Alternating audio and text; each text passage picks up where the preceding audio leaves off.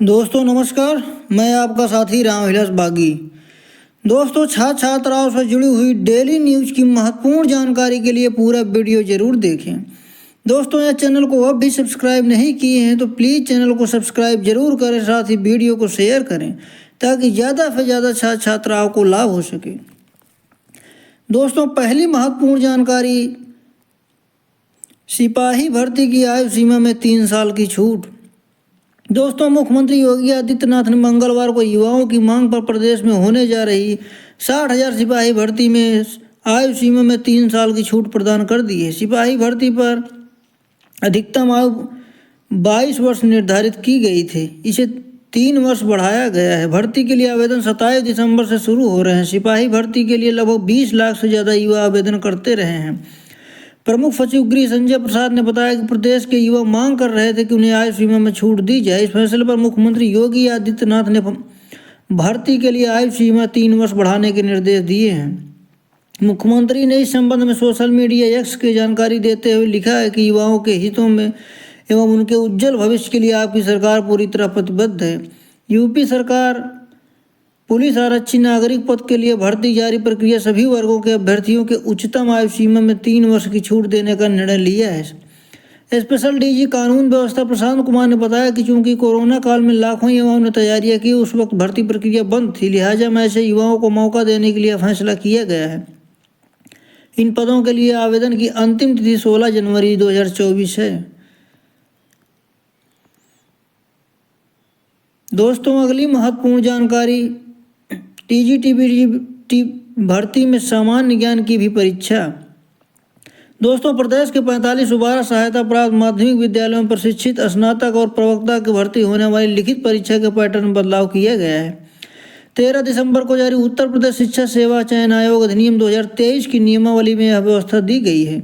अब तक शिक्षक भर्ती के लिए परीक्षा में केवल संबंधित विषय के प्रश्न ही पूछे जाते थे, लेकिन अब 2 घंटे की लिखित परीक्षा में पूछे जाने वाले वस्तुनिष्ठ प्रश्नों में सामान्य ज्ञान के प्रश्न भी रहेंगे। इससे अभ्यर्थी के विषय ज्ञान के अलावा सामान्य ज्ञान का भी परीक्षण हो सकेगा। हालांकि भी यह साफ नहीं है कि प्रश्न पत्र में कितने विषय से कितने सामान्य ज्ञान के होंगे। प्रशिक्षित स्नातक की भर्ती लिखित परीक्षा के आधार पर होगी, जबकि प्रवक्ता के लिए साक्षात्कार भी होगा। प्रवक्ता में लिखित परीक्षा के लिए पूर्णांक का 90% अंक और साक्षात्कार का 10% अंक होगा।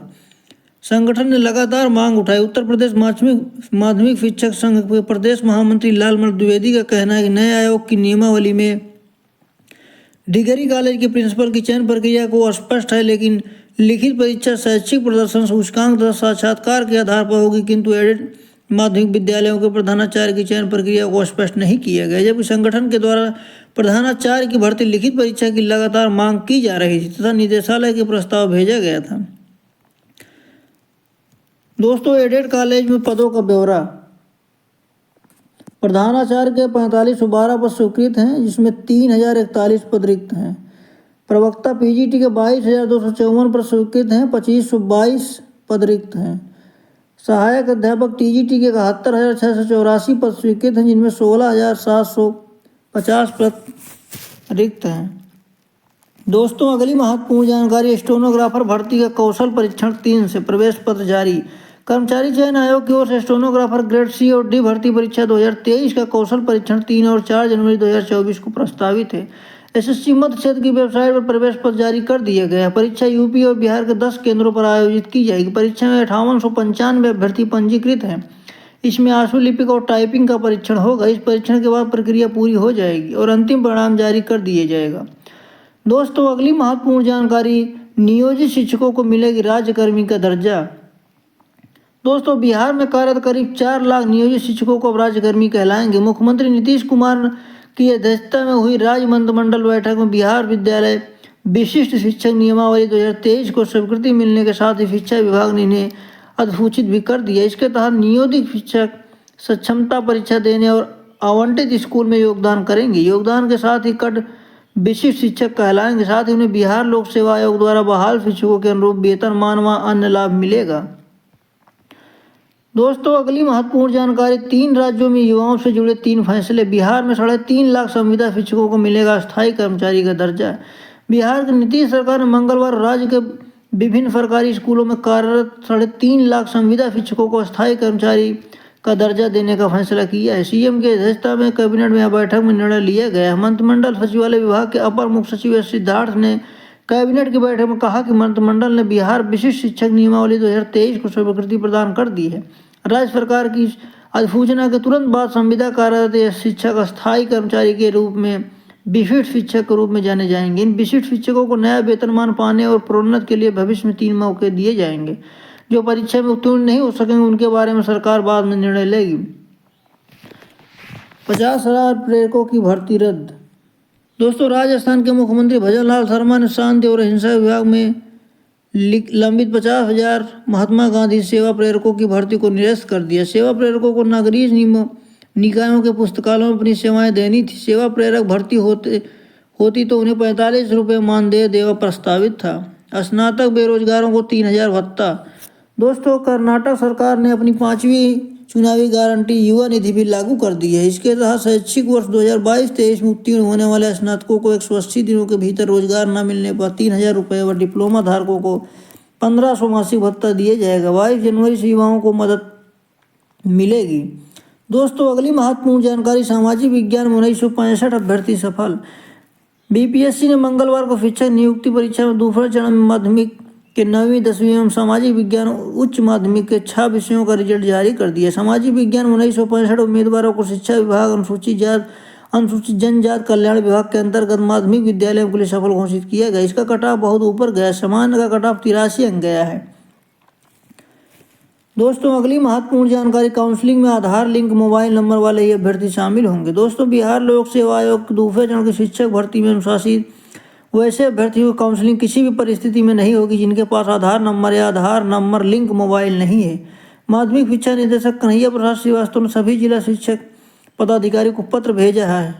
अनुशंसित शिक्षकों अभ्यर्थियों को विद्यालय में पदस्थापन और कंप्यूटर ज्वाइनिंग से पहले जाँच पूरी करना है।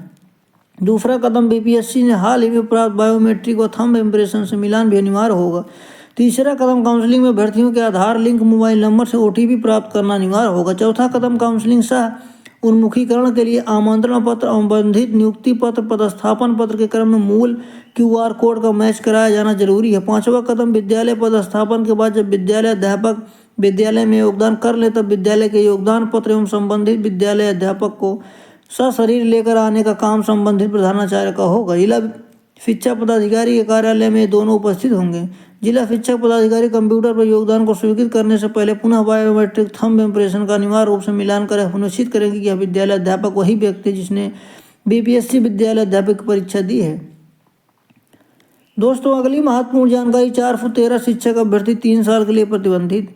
बिहार लोक सेवा आयोग ने 171 शिक्षक अभ्यर्थियों को 1 वर्ष और 4 फुट 13 को 3 वर्षों के लिए प्रतिबंधित कर दिया है। इन अभ्यर्थियों ने TRI-1 के परिणाम में तथ्यहीन भ्रामक आरोप लगाए थे। आयोग की ओर से इन अभ्यर्थियों से स्पष्टीकरण मांगा गया था, जिसके बाद यह कार्रवाई की गई है। अभ्यर्थी आयोग की ओर से आयोजित किसी भी परीक्षा में अब शामिल नहीं हो पाएंगे। बिहार लोक सेवा आयोग ने जारी कर बताया कि TRI-1 के परीक्षाफल प्रकाशन के बाद कुछ अभ्यर्थियों ने दूरभाष और आयोग के व्यक्तिगत रूप से संपर्क कर बताया कि प्रकाशित परीक्षाफल के कटाव में उनका प्राप्तांक अधिक होने के बावजूद उनका चयन नहीं हुआ है। आयोग की ओर से इस संबंध में 29 नवंबर से 12 दिसंबर तक शपथ पत्र और साक्ष्य के साथ ऑनलाइन आपत्ति मांगी गई। 1756 अभ्यर्थियों की ओर से आपत्ति आवेदन प्रस्तुत किए गए। जांच में पाया गया कि इनमें 741 आवेदन बिना शपथ पत्र के समर्पित थे। आयोग की ओर से स्पष्टीकरण मांगे जाने के बाद 413 अभ्यर्थियों की ओर से कोई जवाब नहीं दिया गया। बीपीएससी की ओर से कहा गया कि इन अभ्यर्थियों की ओर से असफलता को छुपाने और आयोग की छवि धूमिल करने के लिए चेष्टा की गई। बीपीएससी की सभी परीक्षाओं के लिए अगले 3 वर्ष तक के लिए प्रतिबंधित कर दिया जाएगा। दोस्तों, अगली महत्वपूर्ण जानकारी, एलयू पर स्नातक परीक्षा कार्यक्रम जारी। लखनऊ विश्वविद्यालय ने सत्र 2023-24 विषम सेमेस्टर परीक्षा के तहत कई पीजी पाठ्यक्रमों के परीक्षा कार्यक्रम जारी कर दिए हैं। इसमें MA व MSc के कई पाठ्यक्रमों का परीक्षा कार्यक्रम घोषित हुआ है। विद्यार्थी विश्वविद्यालय की वेबसाइट से विस्तृत परीक्षा कार्यक्रम डाउनलोड कर सकते हैं। प्रवक्ता प्रोफेसर ध्रुवेश श्रीवास्तव ने बताया कि परीक्षा विभाग की ओर से जानकारी दी गई है। एलयू ने 6 विद्यार्थियों को मिली नौकरी। एलयू के MSc पाठ्यक्रम के 6 विद्यार्थियों का चयन SLMG लिमिटेड कंपनी में ट्रेनी के पद पर हुआ है। दोस्तों, इस वीडियो में बस इतना ही। मिलते हैं अगले वीडियो में, तब तक के लिए नमस्कार। दोस्तों, यह चैनल को अब भी सब्सक्राइब नहीं किए हैं तो प्लीज़ डेली न्यूज़ से जुड़ी हुई महत्वपूर्ण जानकारी के लिए चैनल को सब्सक्राइब जरूर करें और वीडियो को शेयर करें। पूरा वीडियो देखने के लिए धन्यवाद।